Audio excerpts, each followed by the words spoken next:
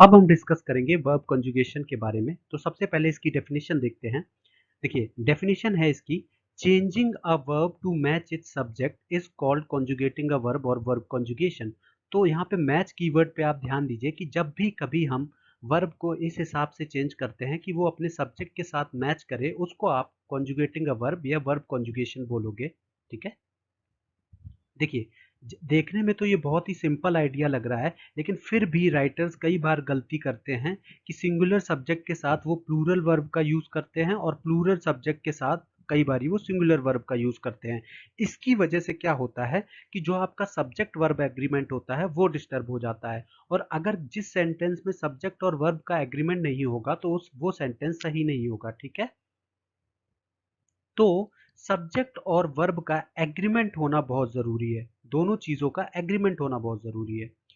अब हम डिस्कस करेंगे कि सब्जेक्ट वर्ब एग्रीमेंट से रिलेटेड क्या क्या इश्यूज होते हैं। ठीक है, तो देखिए सबसे ज्यादा जो क्वेश्चंस आते हैं वो भी इसी सेक्शन से आते हैं, जो एरर करेक्शन के एग्जाम्स में क्वेश्चन आएंगे वो इसी सेक्शन से आएंगे। पहला इशू है कि जब भी कभी मॉडिफायर सिंपल सब्जेक्ट या वर्ब के बीच आ जाए। ठीक है, मॉडिफायर्स क्या होते हैं? मॉडिफायर्स वो वर्ड्स होते हैं या ग्रुप ऑफ वर्ड्स होते हैं जो किसी वर्ड के आगे लग के उनकी मीनिंग को बदल देते हैं। ठीक है, तो अभी हम इसका एग्जाम्पल देखते हैं, आपको चीजें क्लियर होंगी। पहला एग्जाम्पल है, a container of nuts and bolts were found in the cellar. अगर आप ध्यान से देखें तो यहाँ पे नट्स एंड बोल्ट्स क्या हो गया, यहाँ पे प्लूरल हो गया। तो आप अगर बोल सोचोगे कि यहाँ पे जो वर्ब है वो प्लूरल होनी चाहिए। ठीक है, देखिए यहाँ पे मैं आपको दो चीजें बता दूं कि जो वॉज होता है, वॉज जो होता है ये सिंगुलर फॉर्म होता है। ठीक है, और वर जो होता है वो प्लूरल फॉर्म होता है। उसी तरह हैज जो होता है वो आपका सिंगुलर होता है। तो वॉज और हैज ये दोनों ही सिंगुलर फॉर्म है वर्ब के। ठीक है, राइट। तो अगर यहाँ पे सेंटेंस के हिसाब से देखें तो कई लोग ये बोलेंगे कि हम नट्स एंड बोल्ट्स की बात कर रहे हैं तो यहाँ पे वर्ब जो होनी चाहिए वो प्लूरल होनी चाहिए, लेकिन आप गलत हैं। यहाँ पे जो मेन सब्जेक्ट है वो क्या है? वो है कंटेनर। ठीक है, कंटेनर की हम यहाँ पे बात कर रहे हैं जो कि सिंगुलर है। ठीक है, और जो ऑफ नट्स एंड बोल्ट्स है ये एक तरीके से मॉडिफायर है। तो यहाँ पे ये एक कंप्लीट सब्जेक्ट होगा, जहाँ पे जो कंप्लीट सब्जेक्ट के अंदर जो मेन सब्जेक्ट जिसकी हम बात कर रहे हैं वो होगा कंटेनर, और कंटेनर सिंगुलर है, इसलिए यहाँ पे वर्ब की जगह यहाँ पे क्या होगा? यहाँ पे वॉज होगा। ठीक है, तो ये आपका करेक्ट फॉर्म है सेंटेंस का कि a container of nuts and bolts was found in the cellar, क्योंकि यहाँ पे हम कंटेनर की बात कर रहे हैं जो कि एक सिंगुलर एंटिटी है। Next sentence is, a range of factors have been considered. ठीक है, फिर उसी तरीके से ये सेंटेंस भी गलत है। ठीक है, क्यों गलत है? क्योंकि यहाँ पे हैव की जगह पे हैज आएगा। राइट, हैव की जगह पे हैज आएगा। क्यों आएगा? क्योंकि यहाँ पे हम रेंज की बात कर रहे हैं जो कि एक सिंगुलर एंटिटी है। ठीक है, यहाँ पे ये पूरा एक कंप्लीट सब्जेक्ट है जहाँ पे रेंज एक एक जो मेन सब्जेक्ट है यहाँ पे। ठीक है, हम रेंज की बात कर रहे हैं। ठीक है, उसके बाद दूसरा इशू है कि जब भी आपको इस तरीके के टर्म्स मिलेंगे, जैसे कि एज वेल एज हो गया, अलोंग विद हो गया, या टुगेदर विद हो गया। ठीक है, तो इस तरीके के वर्ड्स कभी भी कॉन्जॉइन नहीं करते हैं, या इनको आप कंपाउंड सब्जेक्ट की तरह ट्रीट नहीं करोगे। ठीक है, कंपाउंड सब्जेक्ट में क्या होता है कि वहां पे जनरली एंड कीवर्ड का यूज होता है। ठीक है, या एंड वर्ड का यूज होता है। ओके, अभी एग्जांपल देखते हैं। पहला एग्जाम्पल है, Jack and his son are visiting tomorrow. ठीक है, तो देखिए ये एक तरह का कंपाउंड सब्जेक्ट है, Jack and his son, Jack और उसके बेटे के बारे में बात हो रही है, इसलिए यहाँ पे जो वर्ब है वो आपकी प्लूरल होगी, क्योंकि कंपाउंड सब्जेक्ट एक तरीके से प्लूरल होता है क्योंकि उसमें दो एंटिटी होती है। राइट, अगर आप दूसरे सेंटेंस की बात करें कि Jack together with his son is visiting tomorrow, तो मैंने आपको बताया था कि जब भी कभी इस तरीके का वर्ड आ जाए आपका कंप्लीट सब्जेक्ट में टुगेदर विद, ठीक है, तो वहां पे आप सिंगुलर फॉर्म करोगे, word singular form of verb use करोगे, तो इसलिए यहाँ पे इज यूज हुआ है, तो इसलिए ये सेंटेंस सही है।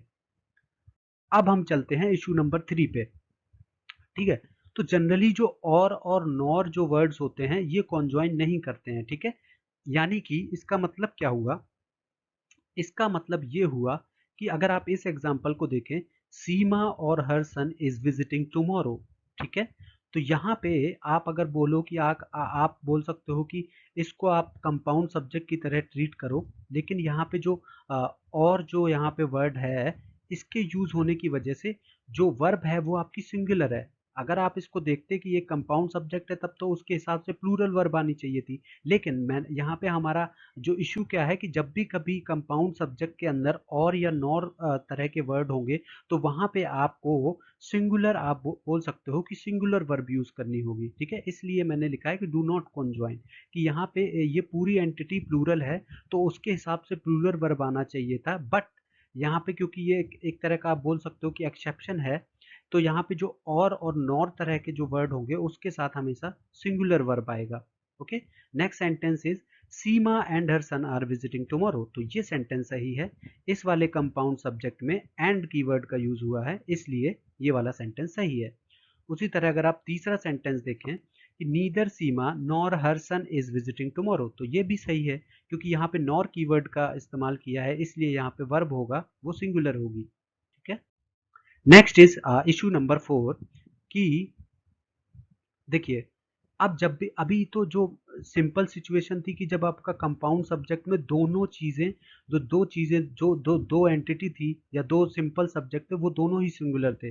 सपोज करो कि आपका जो कंपाउंड सब्जेक्ट में जो दो सिंपल सब्जेक्ट है, जैसे यहाँ पे सीमा हो गया और उसके बेटे, ठीक है। तो यहाँ पे जो बेटे हो गए, कई सारे हो गए, ये प्लूरल एंटिटी हो गई, तो उसके हिसाब से क्या होना चाहिए यहाँ पे, आर विजिटिंग टुमारो।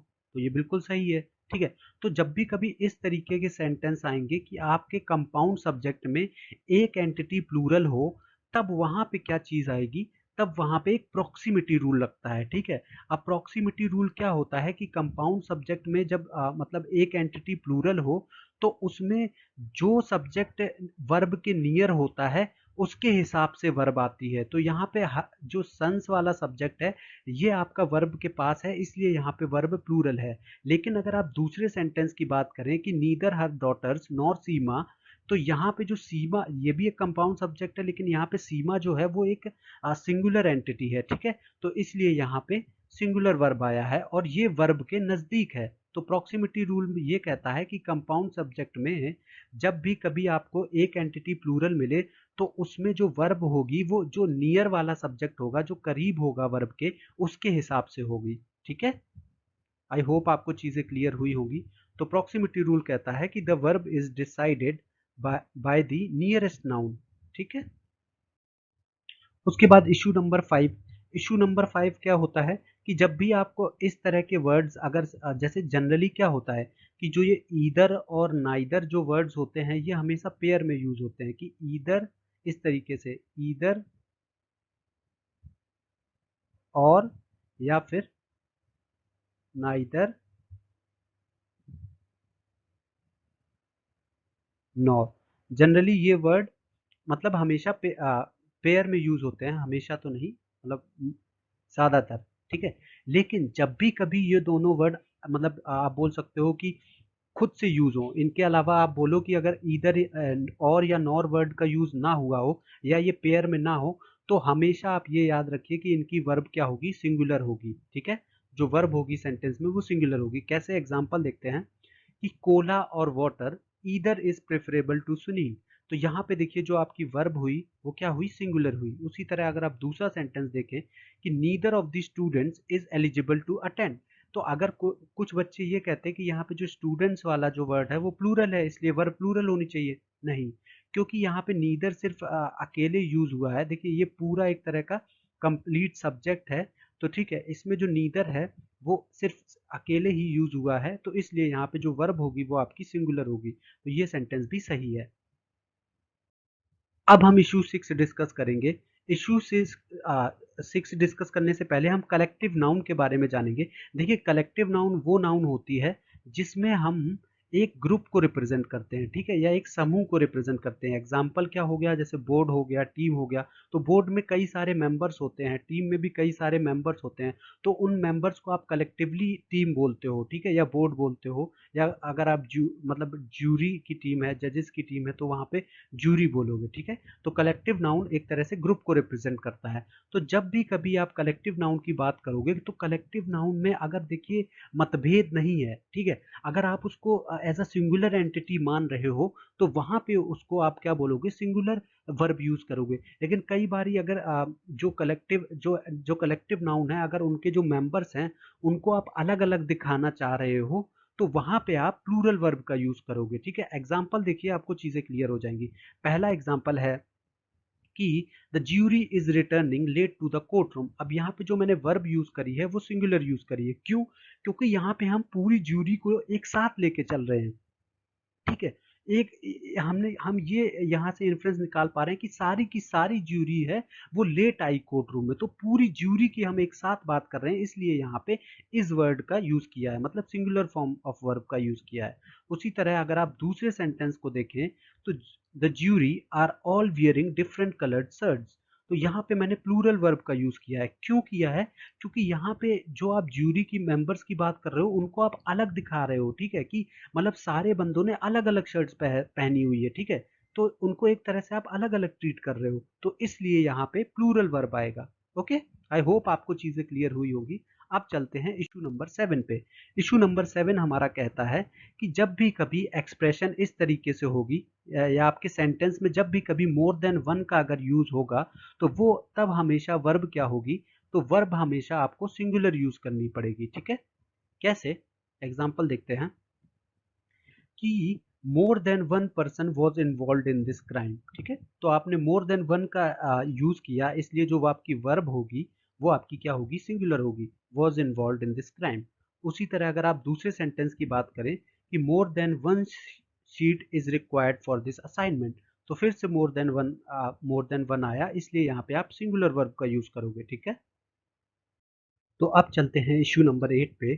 तो देखिए, जब भी कभी हम इस तरह के एक्सप्रेशंस की बात करते हैं, या हाफ ऑफ हो गया, पार्ट ऑफ हो गया, परसेंटेज ऑफ हो गया, प्रपोर्शन ऑफ हो गया, या फिर मेजॉरिटी ऑफ हो गया, तो अगर ये एक्सप्रेशन सिंगुलर चीज को पॉइंट आउट कर रही है, तो फिर आपकी वर्ब सिंगुलर होगी। अगर ये किसी प्लूरल एंटिटी को पॉइंट आउट कर रहे हैं, तो वहां पे आपकी जो वर्ब होगी वो प्लूरल होगी, राइट। तो अब एग्जांपल देखते हैं। पहला एग्जाम्पल है, the majority of my blood is Asian, ठीक है। तो यहाँ पे देखिए, आप ब्लड को एक तरह से सिंगुलर एंटिटी की तरह ट्रीट करेंगे, तो इसके साथ मेजोरिटी ऑफ यूज हुआ है, तो इसलिए यहाँ पे वर्ब सिंगुलर आएगी। उसी तरह अगर दूसरे सेंटेंस की बात करें कि half of my employees are women, यहाँ पे मैंने वर्ब को प्लूरल क्यों यूज किया है, क्योंकि यहाँ पे जो हाफ ऑफ माई जो एक्सप्रेशन है वो एम्प्लॉयज को जो पॉइंट आउट कर रही है, जो कि प्लूरल है, इसलिए आपकी वर्ब क्या होगी, प्लूरल होगी। एक और एग्जांपल देखते हैं, 70% of success in life is showing up. यहाँ पे मैंने सिंगुलर वर्ब का यूज किया है, क्यों? क्योंकि जो परसेंट ऑफ है वो एक सिंगुलर एंटिटी को पॉइंट आउट कर रहा है, सक्सेस, ठीक है, इसलिए यहाँ पे जो आपकी वर्ब है वो सिंगुलर है। Next is issue number 9। अब इशू नंबर 9 क्या है, कि जब भी आप कभी नंबर ऑफ टर्म का यूज करोगे, तो ज्यादातर ये प्लूरल ही होगा, ठीक है। अभी इसका एग्जांपल देखते हैं। A number of cakes have been stolen from the buffet, ठीक है। तो देखिए यहाँ पे मैंने जो देखिए, सिंगुलर होता है हैज और प्लूरल होता है हैव, तो मैंने यहाँ पे प्लूरल का ही इस्तेमाल किया है, क्योंकि ज्यादातर केसेस में जो नंबर ऑफ जो टर्म होता है उसके साथ प्लूरल वर्ब आती है। लेकिन एक्सेप्शन क्या होता है, इसका एक्सेप्शन ये होता है, इसका एक और एग्जांपल है, आप देख लीजिएगा। इसका एक्सेप्शन ये होता है कि जब भी कभी हम एक अरिथमेटिकल वैल्यू को पॉइंट आउट कर रहे हो नंबर ऑफ टर्म को यूज करके, तब वहां पे आपको सिंगुलर वर्ब का यूज करना हो गया, ठीक है। ये इसका एक एक्सेप्शन है, और यही इशू नंबर 9 है, ठीक है। तो इसमें ये देखिए कि the number of women was 64। तो ऑल दो यहाँ पे आप बात करें कि जो विमेन है ये प्लूरल है, लेकिन नंबर ऑफ जो टर्म है, ठीक है, तो आप बोल सकते हो कि ये जो 64 यानी कि एक अरिथमेटिक वैल्यू को रिफर कर रहे हैं, तो इसलिए यहाँ पे हमने सिंगुलर वर्ब का यूज किया है, राइट। उसी तरीके से अगर दूसरा एग्जाम्पल देखें तो the number of women were 64, तो यहाँ पे ये एग्जाम्पल आपका गलत होगा, ठीक है।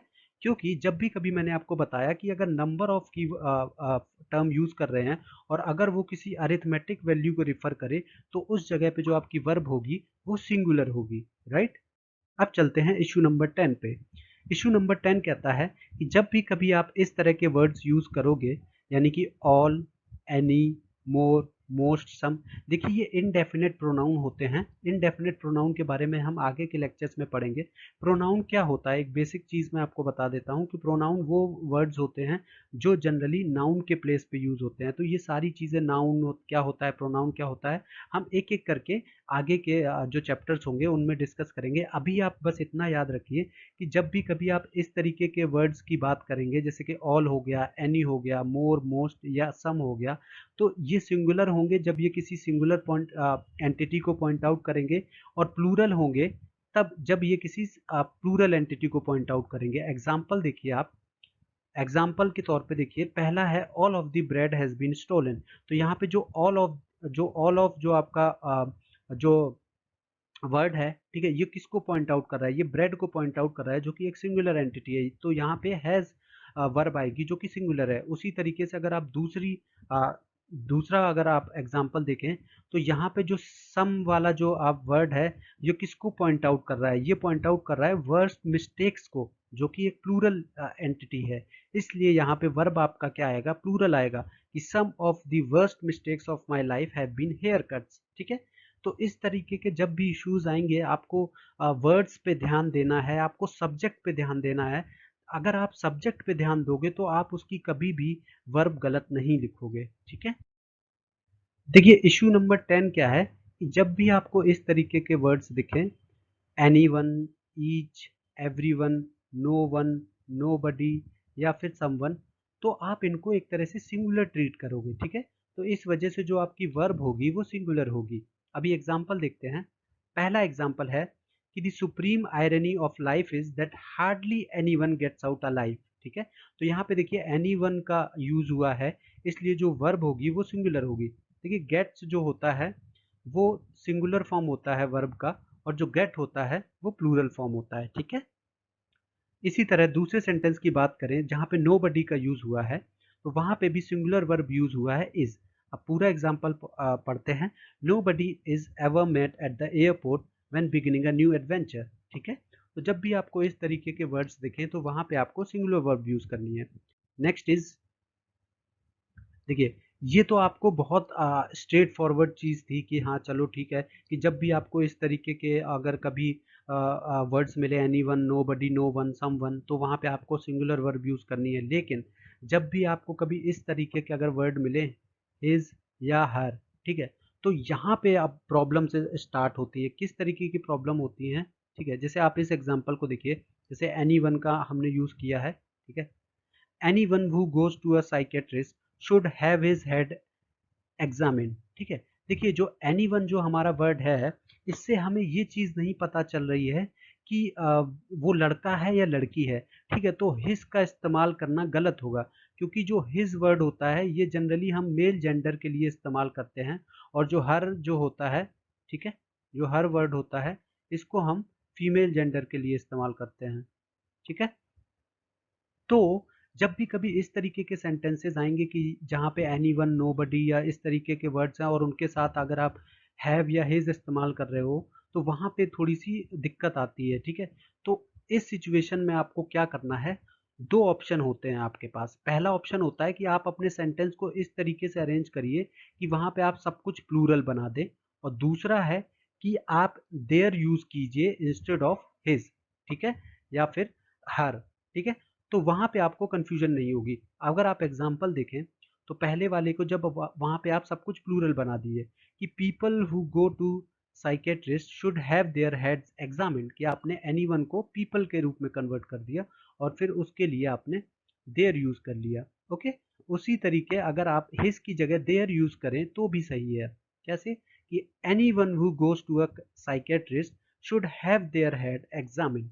तो ये चीज़ भी आपको ध्यान रखनी है कि जब भी कभी आपको एनी वन या फिर नो बडी इस तरीके के वर्ड्स दिखें और उनके साथ अगर हिज या हर हो, तो वहां पे आपको देयर का यूज करना है, या फिर आपको पूरे सेंटेंस को प्लूरल बना के देयर यूज करना है, राइट। अब इशू नंबर 11 पे चलते हैं कि जब भी कभी देखिए आपके सब्जेक्ट में दो एलिमेंट हो, एक पॉजिटिव और नेगेटिव एलिमेंट हो, तो जो आपकी वर्ब होगी वो हमेशा पॉजिटिव वाले के साथ जाएगी, ठीक है। तो एग्जाम्पल के तौर पे देखते हैं।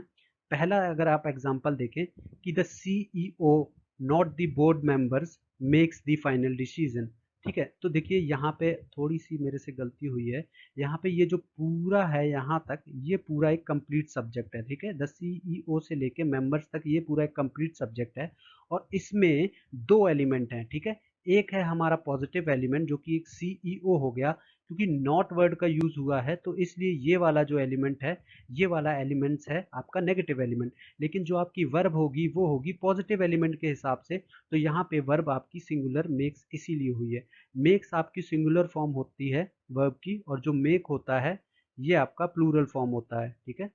तो आप प्लूरल के लिए मेक यूज करोगे और सिंगुलर के लिए मेक्स, ओके। तो the CEO not the board members makes the final decision. Next is the prawns not the fish, ठीक है। तो ये पूरा आपका कंप्लीट सब्जेक्ट है यहाँ तक, और इसमें अगर आप दो एंटिटी है, एक पॉजिटिव एंटिटी है और नॉट के बाद नेगेटिव एंटिटी है, तो प्रॉन्स है ये प्लूरल है पॉजिटिव एंटिटी, तो इसलिए जो आपकी वर्ब है वो भी प्लूरल है, ठीक है। आई होप आपको इशू नंबर 11 समझ में आया होगा। तो अभी देखते हैं इशू 12। देखिए जब भी आपका वर्ड ईच यूज होगा प्रिपोजिशनल फ्रेज में, अब प्रिपोजिशनल फ्रेज क्या होते हैं, ऐसे फ्रेजेस जिसमें कि प्रिपोजिशन यूज हो, ठीक है। प्रिपोजिशन क्या होते हैं, इस तरीके के वर्ड्स, जैसे आप जब इन वर्ड्स की बात करते हो, ऑन, इन, ठीक है, एट या अंडर, ये सारे वर्ड्स क्या होते हैं, प्रिपोजिशंस होते हैं।